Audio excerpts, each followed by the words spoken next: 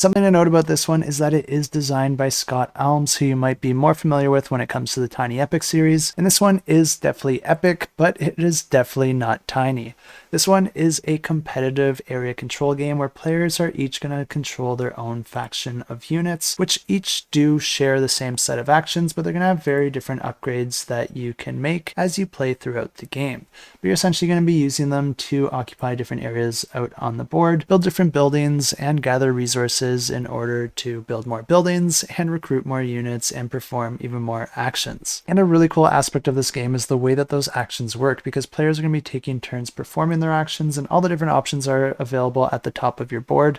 These are actually broken out into two different categories. There's your capital actions, and then there are your command actions. In order to perform one of these, you're just going to be putting your action tokens onto the actions that you want to perform. But the neat thing here is that if you perform a capital action on the left, any other player at the table can also perform that action if they want to sacrifice one of their units by putting their unit on that action space. If you instead choose to perform a command action, this actually allows you to perform another command action if you want to sacrifice one of your units by assigning them to a separate action.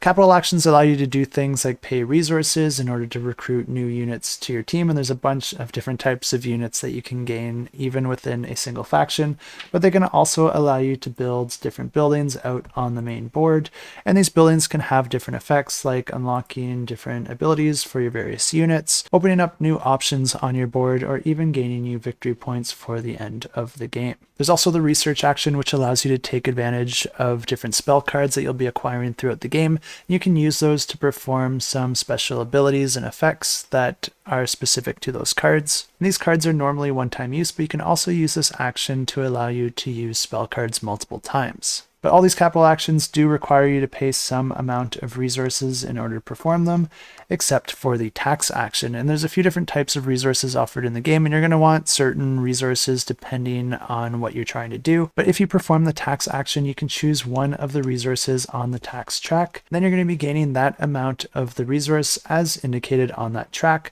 but then the whole track is going to be advancing one space, moving anything at the top down to the bottom. This means that you will want to time when you perform this tax action to try and get the most of a particular resource as you can.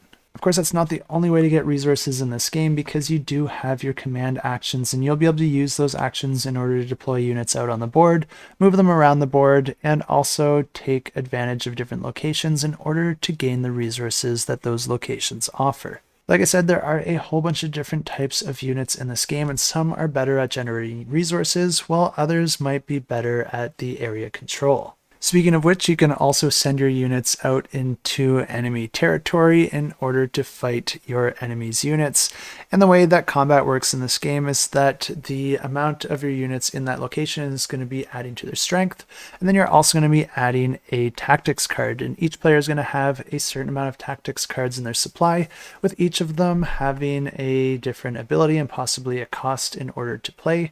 And players will be trying to use the one that they think will give them the best advantage over their opponent. This is a game that actually has a few ways that can trigger the end of the game. You can either trigger it through exploration, expansion, exploitation, or extermination. So I guess I should have also mentioned that this is a 4X game. To end the game through exploration, there's going to be a bunch of different exploration tokens scattered throughout the board that are placed there at the beginning of the game, and players are going to be moving around collecting these and gaining different rewards depending on what is depicted on that token. But once all of these are collected, that's going to be one way to trigger the end of the game.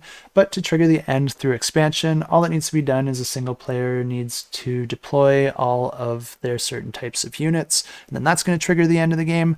Or they can go the exploitation route, and in order to do that, you just have to build all of your towers and get them into play. And then there's the extermination, which of course means defeating one of your opponent's capitals. Once any of those occur, the end of the game is triggered, and the player with the most victory points wins the game. This is another fantastic game that has stood the test of time, and it's always nice to see that extra production and effort put into games that have solid designs and absolutely deserve it. And if all that does sound interesting to you, there is a ton more to explore on this campaign because there's a ton of expansions and additional content, including flying continents, additional maps and playmats that you can use as well, and different worlds to explore, and different factions and cards, and pretty much everything that you can imagine for a game, including a companion app that's not required to play the game, but it does offer some guided play and rules references, and just makes you getting into the game a little bit easier. Definitely one worth checking out if you are interested in these style of games, but like I said, this is a game that is already released, so if you are able to try it before you buy it, that's always something that I do recommend, but I think you will really like this one. And if you are interested in it at all, I do recommend following along so you can get this extra miniature added to your pledge completely for free, and you can find a link to the campaign in the description below.